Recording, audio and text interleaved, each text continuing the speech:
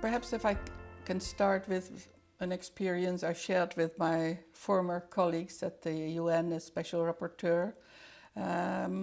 We visited, when I say we, it was Danius Puras, Special Rapporteur on Health, and Urmila Bola, Special Rapporteur on Contemporary Forms of Slavery, and myself, as Special Rapporteur on Sale and Sexual Exploitation of Children. We went to Nigeria to explore what were the measures put in place by the authorities to allow children victims of Boko Haram of being kidnapped. You know, it was the period of the kidnapping, which actually still continues.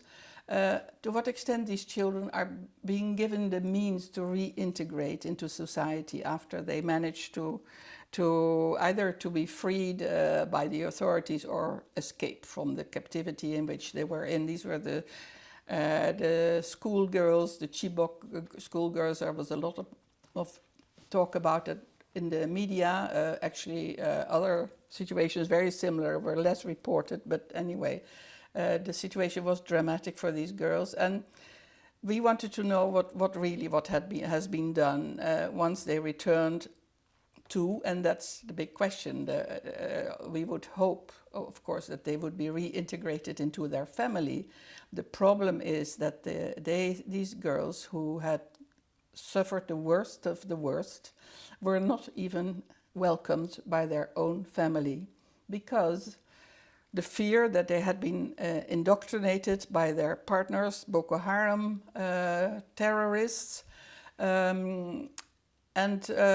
so being rejected by your own family, of course, is a major obstacle to being, you know, having feelings of being secure again and belonging to a community. But not only that, I mean, for these girls, their original identity existed. Otherwise, they hadn't been able to be enrolled into these schools. The problem was that many of these girls came back with babies, young-born babies, out of their forced relationship with these fighters. And so the children of these girls, very young mothers, were regarded as bad blood, not accepted by anyone. So imagine the future of these children.